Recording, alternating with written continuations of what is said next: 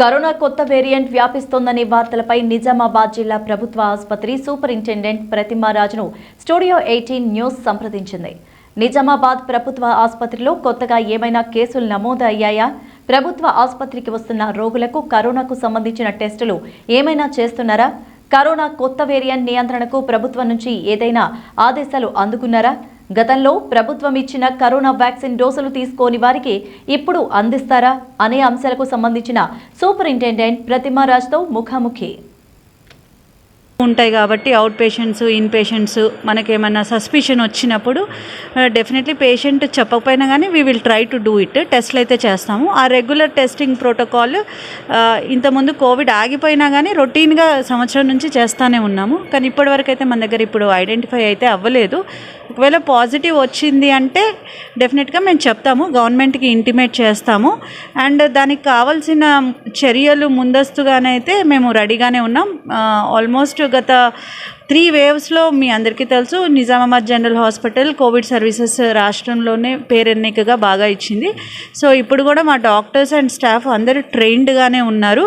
Cases వచ్చినప్పుడు isolation చేయడము and వారికి ఐసీయూ అవసరాలు వాటిని ఇప్పుడు మేము చూసుకోవడం జరిగింది. అండ్ మేమైతే రెడీగానే ఉన్నాము, సిద్ధంగా ఉన్నాం. ఆల్రెడీ కేంద్ర ప్రభుత్వం నుంచి ఆదేశాలు జారీ అయినాయి. మరి రాష్ట్ర ప్రభుత్వం నుంచి రాతపూర్వకంగా కానీ మీకు ఎలాంటి ఆదేశాలు ఏమైనా వచ్చాయి? ఇప్పుడు వరకు అయితే మాకు ఇంకా ఎలా చేయాలి ఏంటి అని అయితే రాలేదు. మా దగ్గర ఏమున్నాయి, ఏం ఫెసిలిటీస్ ఉన్నాయి అని మమ్మల్ని అడగడం జరిగింది. సో ఆ రిపోర్ట్ మేము పంపించాము. ఆక్సిజన్ ప్లాంట్స్ అనేవి ఇంతకుముందు ఫస్ట్ వేవ్లో మనకి లేవు, సెకండ్ వేవ్లో ఒకటి వచ్చింది, థర్డ్ వేవ్లో 2 వచ్చాయి. సో అవి ఎన్ని ప్లాంట్స్ ఉన్నాయి, వాటి కెపాసిటీ ఏంటి, ఎంతమందికి హెల్ప్ అవుతుంది, అలాంటివి వివరాలు మా దగ్గర నుంచి సేకరించారు, మేము ఇవ్వడం జరిగింది. ఈ సందర్భంగా నిజామాబాద్ జిల్లా ప్రజలకి మీరు ప్రికాషన్స్ అంటే ఏం చెప్పాలనుకుంటున్నారా? ఎస్ అండి.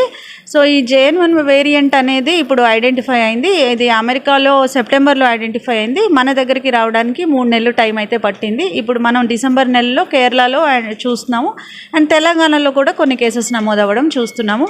WHO ఇచ్చిన ఇన్ఫర్మేషన్ ప్రకారం, WHO ఇచ్చిన గైడ్లైన్స్ ప్రకారం అయితే మనకి అది చాలా పెద్దగా సివియారిటీ చూపించే వైరస్ అయితే కాదు అనేసి చెప్పడం జరిగింది.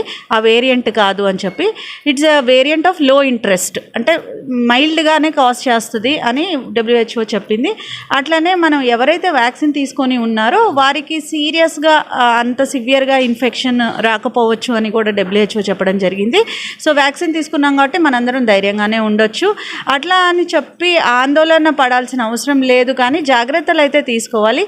ఏ వేరియంట్ అయినా కోవిడ్ అయినా కానీ మనకి ముందు నుంచి మనం 3 అయితే పాటిస్తూ ఉన్నాము.